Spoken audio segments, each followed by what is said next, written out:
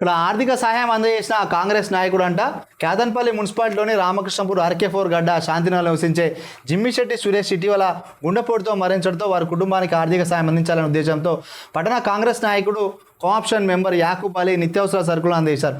ఈ సందర్భంగా యాకూబ్ అలీ మాట్లాడుతూ సురేష్ తనతో పాటు కాంగ్రెస్ పార్టీలో చేరని కొన్ని నెలల క్రితం ప్రతిపక్ష పార్టీ నాయకులు తన ఇంటిపై ప్రతీకారంగా దాడి చేసినప్పుడు సురేష్ తన కుటుంబానికి అండగా నిలిచిన విషయాన్ని గుర్తు చేసుకున్నారు.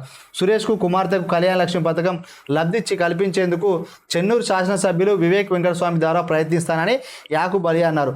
పాపం ఇక్కడ యాకూబ్ అలీ సారు గత 40-50 సంవత్సరాల నుంచి రాజకీయాల్లో ఉన్నారు. ఎవరికైనా కష్టం వస్తే ఆయనకు వచ్చిన ఆదాయంలో బియ్యం కానీ నిత్యావసర సరుకులు కానీ ఇస్తారు.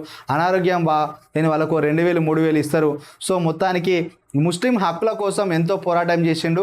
ఈద్గా విషయంలో కానీ మసీదుల విషయంలో నిర్మాణ విషయంలో కానీ ఎన్నో పోరాటాలు చేసిండు. గతంలో టీడీపీ పార్టీలో పనిచేశారు. తర్వాత టీఆర్ఎస్ పార్టీకి తన సేవలు అందించారు.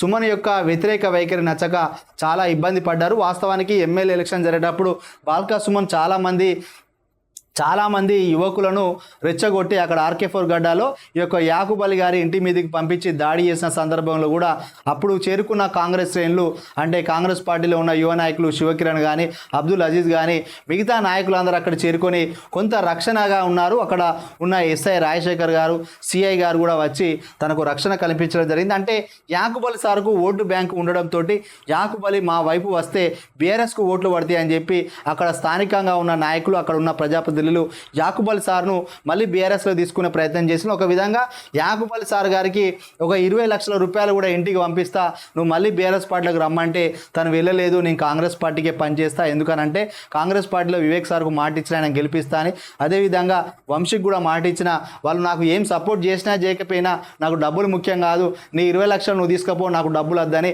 కారులో 20 లక్షల రూపాయలు వస్తే కూడా తిప్పి పంపించిన నాయకుడు. తను ఎందుకో పబ్లిసిటీ ఉన్నదంటే రామకృష్ణపూర్లో ఉన్న తను జెడ్పీటీసీగా ఉన్నప్పుడు తనకి 2 గన్మెన్లు ఉండేది. సింగరేణి కార్మికునిగా ఉన్నప్పుడు జెడ్పీటీసీగా ఉన్నప్పుడు చాలామందికి రేషన్ కార్డులు ఆయనే రాసి ఇప్పించిండు, అంత్యోదయ కార్డులు ఇప్పించిండు.